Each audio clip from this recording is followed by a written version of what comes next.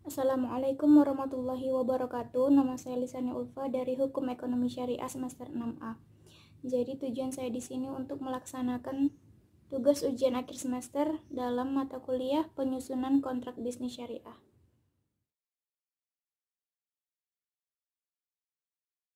Nah, untuk soal pertama itu tentang konsep al-wa'du, al-ahdu, dan al-aqdu, serta konsep akad tabaruk dan akad ijarah.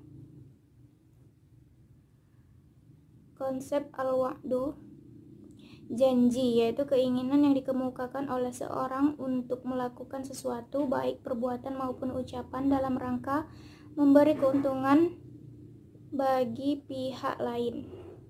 Nah, mayoritas ulama Hanafiyah, Syafi'iyah, Hanabilah, dan sebagian Malikiyah berpendapat bahwa janji hanya mengikat secara moral, tidak mengikat secara hukum. Seperti itu. Janji tidak hanya mengikat secara moral, tetapi juga mengikat secara hukum, apalagi dikaitkan dengan suatu sebab atau adanya pemenuhan suatu kewajiban, baik disebutkan dalam pernyataan wa'ad atau tidak. Kemudian konsep al-ahdu adalah ikatan antara manusia dengan Tuhan berupa perjanjian primordial di alam rahim dan perjanjian terjadinya fitrah manusia yang tunduk pada kebaikan, serta perjanjian para nabi dengan Allah untuk menyampaikan pesan atau perintah kepada umat manusia. Kemudian konsep al-aqdu. Nah, al-aqdu ini adalah ikatan antara dua hal, baik ikatan secara nyata maupun ikatan secara maknawi, dari satu segi maupun dari dua segi akad.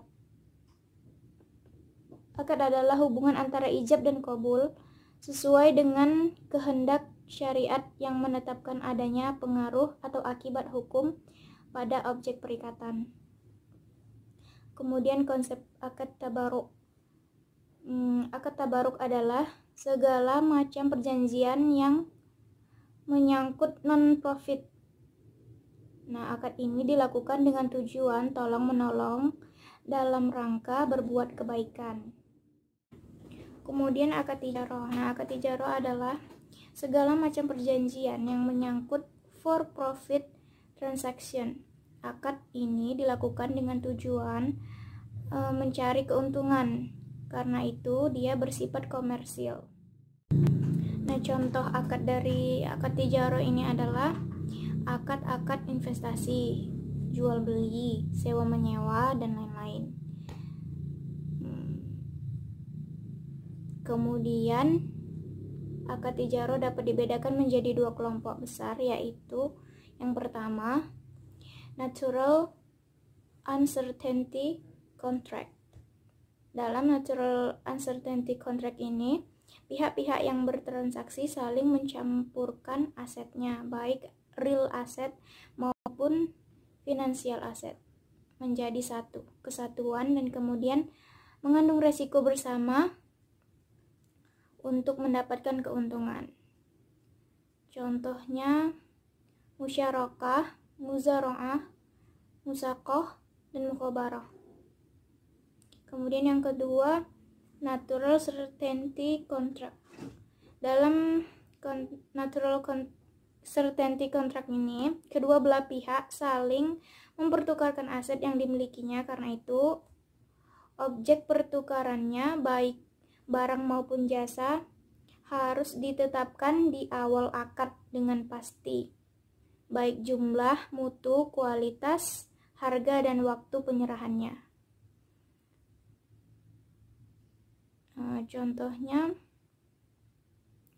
jual beli atau al-bai' naqdan, kemudian al-bai' muajjal, al-bai' taksid, salam, dan istisna, sewa menyewa atau ijarah dan ijarah muntahiyah bitamlik. Lalu soal kedua itu tentang subjek dan objek dalam kontrak, syarat sahnya kontrak, unsur-unsur kontrak, dan hal-hal yang membatalkan kontrak. Nah, subjek kontrak. Siapa saja yang menjadi subjek kontrak itu ya Itu pertama, manusia biasa. Syarat manusia sebagai subjek hukum, yang pertama, cakap melakukan perbuatan hukum, telah berusia 21 tahun, berakal sehat. Kemudian subjek yang kedua itu adalah badan hukum. Badan hukum dibagi menjadi dua, badan hukum publik dan badan hukum privat. Badan hukum publik itu adalah badan hukum yang didirikan berdasarkan publik untuk yang menyangkut kepentingan publik atau orang banyak atau negara umumnya.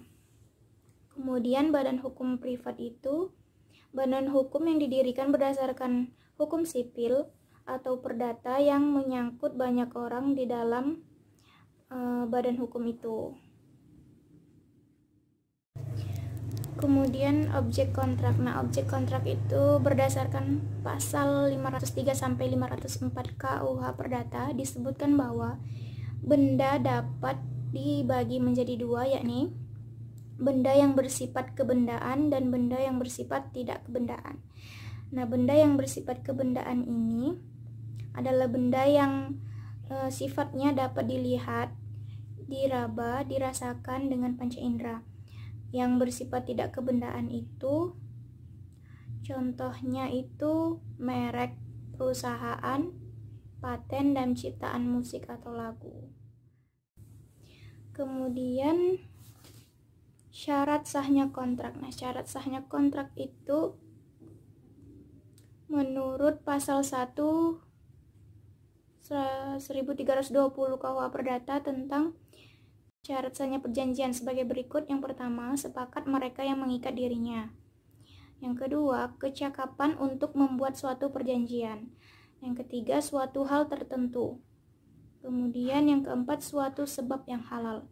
Nah, syarat ke-1 dan kedua disebut syarat subjektif karena menyangkut subjek perjanjian atau para pihak yang membuat perjanjian. Sedangkan syarat ketiga dan keempat disebut syarat objektif karena menyangkut objek perjanjian. Lalu unsur-unsur kontrak. Nah, unsur-unsur kontrak yang pertama itu ada siqat al-aqd atau pernyataan untuk mengikatkan diri. Harus disampaikan dengan lisan atau tertulis sehingga dapat menimbulkan akibat hukum. Bisa juga dengan isyarat bagi mereka yang tidak bisa berbicara dan menulis. Yang kedua yaitu mahal al-aqd atau objek kontrak. Nah, objek kontrak ini harus benda yang dibenarkan oleh syara, halal dan bermanfaat. Kemudian objek kontrak harus dapat diserahkan ketika terjadi kontrak namun tidak harus diserahkan seketika. Kemudian objek harus jelas atau dapat ditentukan dan diketahui oleh kedua pihak yang berkontrak. Kemudian unsur yang ketiga ada al-aqidain atau pihak-pihak yang melaksanakan kontrak. Maka hal yang perlu diperhatikan yaitu kecakapan bertindak atau ahliyah, kewenangan atau wilayah, dan perwakilan atau wakalah. Kemudian unsur keempat ada maudhu al-aqd yaitu tujuan kontrak dan akibatnya. Lalu hal-hal yang membatalkan akad atau kontrak. Nah, ulama fikih menyatakan bahwa suatu akad itu batal atau bisa dikatakan berakhir manakala terjadi hal-hal seperti yang pertama, berakhirnya masa berlaku akad. Nah, apabila akad itu memiliki tenggang waktu. Kemudian yang kedua, dibatalkan oleh pihak-pihak yang berakad apabila akad itu mengikat. Nah, kemudian yang ketiga, dalam suatu akad yang bersifat mengikat, akad dapat berakhir bila akad itu fasid. Yang kedua, berlaku khiyar syarat dan khiyar aib. Yang ketiga, akad itu tidak dilaksanakan oleh satu pihak yang berakad. Kemudian tercapai tujuan akad itu secara sempurna. Lalu yang keempat, wafat salah satu pihak yang berakad. Lalu soal ketiga mengenai prinsip dan faktor penyusunan kontrak bisnis. Nah, prinsip yang pertama yaitu asas kebebasan berkontrak. Setiap subjek hukum itu berada di posisi setara. Semua orang sama kedudukannya di hadapan hukum, sehingga setiap subjek hukum memiliki hak yang sama dalam melakukan kontrak. Yang kedua itu ada asas konsensualisme, yaitu suatu perjanjian harus didasarkan pada kesepakatan atau persetujuan para pihak. Nah, yang ketiga ada asas kepastian hukum. Maksudnya adalah perjanjian yang telah disepakati para pihak berlaku mengikat seperti undang-undang bagi para pihak yang terlibat dalam perjanjian itu. Nah, kemudian ada asas kepribadian. Para pihak yang terlibat di dalam penyusunan kontrak itu mestilah orang-orang yang cakap hukum atau orang-orang yang memenuhi kriteria untuk melakukan suatu perbuatan hukum. Asas ini berkaitan dengan syarat-syarat subjektif. Kemudian ada asas iktikat baik. Nah, setiap kontrak harus dibuat atau disusun berdasarkan dengan tujuan yang baik, maksud yang baik, kepentingan yang baik, atau tidak bertentangan dengan hukum. Lalu faktor-faktor dalam penyusunan kontrak bisnis. Yang pertama terkait dengan kemampuan yang yuridis para pihak. Perlu adanya pemahaman terkait dengan aspek-aspek hukum kontrak bagi para pihak yang melakukan kontrak. Yang kedua, para pihak harus menganalisis potensi-potensi keuntungan atau kerugian yang mungkin ditimbulkan sebagai akibat dari perjanjian tersebut. Lalu yang ketiga, faktor pilihan hukum. Yang keempat, faktor terkait dengan kondisi-kondisi darurat yang mengakibatkan para pihak tidak dapat melaksanakan isi perjanjian sebagaimana mestinya. Maka itu harus dicantumkan di dalam klausul-klausul kontrak. Kemudian faktor berikutnya ada klausul penyelesaian sengketa. Nah, ini untuk mengantisipasi sengketa yang mungkin terjadi di kemudian hari. Lalu soal yang keempat mengenai tahapan-tahapan yang harus dilalui dalam proses penyusunan kontrak bisnis. Nah, tahapan yang pertama itu tahapan pra-penyusunan atau perancangan kontrak. Tahap pra-perancangan kontrak ini merupakan tahap sebelum kontrak dirancang dan disusun. Nah, sebelum kontrak disusun, ada 4 hal yang harus diperhatikan oleh para pihak. Yang pertama, identifikasi para pihak. Yang kedua, penelitian awal aspek terkait. Yang ketiga, pembuatan Memorandum of Understanding atau MOU. Lalu ada negosiasi. Nah, negosiasi ini mempunyai kedudukan dan peranan yang sangat penting di dalam merancang dan menyusun kontrak karena tahap negosiasi merupakan tahap untuk menentukan objek dan substansi kontrak yang dibuat oleh para pihak. Kemudian ada tahap penyusunan atau perancangan kontrak atau kontraktual. Nah, tahapan ini merupakan tahapan yang dilakukan setelah terjadinya kesesuaian kehendak dari para pihak. Tahap ini meliputi menuangkan butir-butir kesepakatan para pihak pada draft kontrak. Yang kedua, analisis draft kontrak, kemudian finalisasi draft kontrak yang dapat berupa kontrak di bawah tangan maupun otentik. Lalu penandatanganan kontrak. Lalu tahapan yang ketiga yaitu tahap pasca penyusunan atau perancangan kontrak.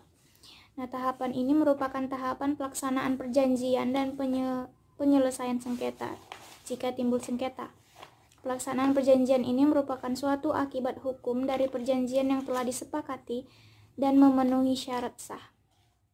Lalu soal kelima tentang wan prestasi, ganti rugi, dan keadaan memaksa.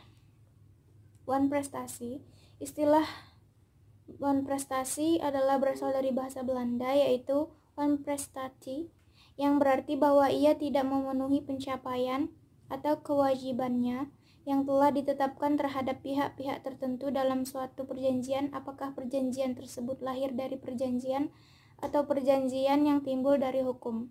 Nah, wan prestasi ini adalah sebagai implementasi dari kewajiban yang tidak tepat waktu atau dilakukan secara tidak tepat. Dengan demikian menimbulkan kewajiban bagi debitur untuk memberikan atau membayar kompensasi atau dengan wan prestasi oleh salah satu pihak. Pihak lain dapat meminta pembatalan perjanjian. Wan prestasi memberikan efek hukum pada pihak yang melakukannya dan membawa konsekuensi untuk munculnya hak pihak yang dirugikan untuk menuntut pihak yang wan prestasi untuk memberikan kompensasi, sehingga hukum diharapkan agar tidak ada pihak yang dirugikan karena wan prestasi.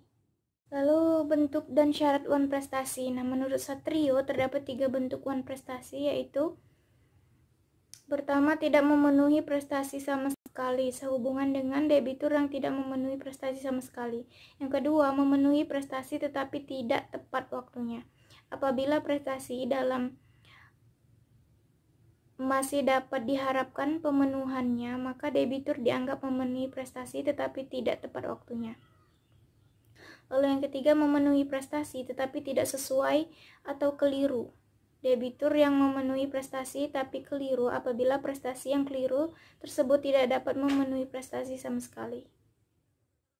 Adapun syarat-syarat tertentu yang harus dipenuhi oleh seorang debitur sehingga dikatakan dalam keadaan wan prestasi, yaitu syarat material, yaitu adanya kesengajaan. Kesengajaan adalah suatu hal yang dilakukan seseorang dengan dikehendaki dan diketahui serta disadari oleh pelaku sehingga menimbulkan kerugian pada pihak lain. Kemudian syarat formil, yaitu adanya peringatan atau somasi. Hal kelalaian atau wan prestasi pada pihak debitur harus dinyatakan dahulu secara resmi, yaitu dengan memperingatkan debitur bahwa kreditor menghendaki pembayaran seketika atau dalam jangka waktu yang pendek. Penyebab terjadinya wan prestasi. Yang pertama, adanya kelalaian debitur atau nasabah. Yang kedua, karena adanya keadaan memaksa. Akibat hukum dari wan prestasi, kewajiban membayar ganti rugi. Yang kedua, pembatalan perjanjian. Yang ketiga, peralihan resiko. Lalu ganti rugi dan implementasinya dalam kontrak bisnis syariah. Ganti rugi adalah membayar segala kerugian karena musnahnya atau rusaknya barang-barang milik kreditur akibat kelalaian debitur. Untuk menuntut ganti rugi harus ada penagihan terlebih dahulu, kecuali dalam peristiwa-peristiwa tertentu yang tidak memerlukan adanya teguran. Ketentuan tentang ganti rugi diatur dalam pasal 1246 KUH Perdata yang terdiri 3 macam, yaitu biaya, rugi, dan bunga. Biaya adalah segala pengeluaran atas pengongkosan yang nyata-nyata telah dikeluarkan oleh kreditur, sedangkan bunga adalah segala kerugian yang berupa kehilangan keuntungan yang sudah dibayangkan atau yang sudah diperhitungkan sebelumnya. Ganti rugi harus dihitung berdasarkan nilai uang dan harus berbentuk uang. Jadi ganti rugi itu yang ditimbulkan adanya wan prestasi itu hanya boleh diperhitungkan berdasarkan sejumlah uang. Hal ini dimaksudkan untuk menghindari terjadinya kesulitan dalam penilaian jika harus diganti dengan cara lain. Lalu keadaan memaksa. Nah, konsep keadaan memaksa. Force majeure dapat diartikan sebagai suatu keadaan yang terjadi setelah dibuatnya perjanjian atau kontrak yang menghalangi debitur untuk memenuhi prestasinya. Menurut Subekti, force majeure adalah suatu alasan untuk dibebaskan dari kewajiban membayar ganti rugi. Menurut Abdul Qadir Muhammad, mengemukakan force majeure adalah keadaan tidak dapat dipenuhinya prestasi oleh debitur karena terjadi peristiwa yang tidak terduga, yang mana debitur tidak dapat menduga akan terjadi pada waktu membuat perikatan. Menurut Setiawan, force majeure adalah suatu keadaan yang terjadi setelah dibuatnya persetujuan yang menghalangi debitur untuk memenuhi prestasinya, yang mana debitur tidak dapat dipersalahkan dan tidak harus menanggung resiko serta tidak dapat menduga pada waktu persetujuan dibuat karena semua itu sebelum debitur lalai untuk memenuhi prestasinya pada saat timbulnya keadaan tersebut. Lalu kemudian keadaan sulit atau hardship. Nah, hardship ini yaitu peristiwa yang secara fundamental telah mengubah keseimbangan kontrak. Hal ini diakibatkan oleh biaya pelaksanaan kontrak meningkat sangat tinggi atau nilai pelaksanaan kontrak bagi para penerima sangat menurun. Sementara itu, peristiwa itu terjadi atau diketahui oleh pihak yang dirugikan setelah penutupan kontrak. Peristiwa tidak dapat diperkirakan secara semestinya oleh pihak yang dirugikan pada saat penutupan kontrak. Peristiwa terjadi di luar kontrol dari pihak yang dirugikan. Force majeure dan hardship sebagai perbandingan. Persamaan yang paling jelas antara force majeure dan hardship ini yang pertama mengenai keberlakuannya, di mana keduanya baru dapat diterapkan sebatas untuk peristiwa-peristiwa yang tidak dapat diduga sebelumnya. Dan peristiwa tersebut tidak berada dalam kendali pihak yang dirugikan. Oleh karenanya, menjadi wajar pihak tersebut tidak mungkin melaksanakan prestasinya. Tidak ada hakim yang akan menghukum seseorang untuk sesuatu yang tidak mungkin untuk dilaksanakan. Yang kedua, baik force majeure maupun hardship hanya dapat diterapkan pada keadaan yang tidak terduga pada waktu kontrak itu dibuat. Dengan perkataan lain, sebelum kontrak disepakati, para pihak tidak memiliki dugaan bahwa akan terjadi sesuatu peristiwa. Misalnya, pada sebelum kontrak kredit disepakati, debitur tidak menduga bahwa akan terjadi krisis moneter yang mengakibatkan berubahnya nilai pinjamannya secara drastis sebagai kelanjutan dari kenaikan nilai kurs mata uang asing. Selain adanya persamaan, tentu ada perbedaan. Nah, yang pertama seperti yang telah dijelaskan di atas. Pengertian mengenai keduanya jelas berbeda. Hardship lebih menekankan pada keadaan yang tidak seimbang secara mendasar di antara para pihak, sedangkan force majeure memiliki pengertian nampak lebih umum yang menunjukkan pada peristiwa-peristiwa tak terduga di luar kekuasaan para pihak. Yang kedua, perbedaan pengertian dan kondisi dapat diterapkannya hardship atau force majeure menyebabkan adanya perbedaan mengenai akibat hukum terhadap sebuah kontrak bisnis. Berdasarkan doktrin para ahli hukum, pada force majeure absolut menyebabkan pemenuhan prestasi tidak mungkin dapat dilakukan lagi dan seketika itu kontrak putus. Sebaliknya, pada force majeure relatif, pemenuhan prestasi menjadi tertunda dan kontrak tidak putus.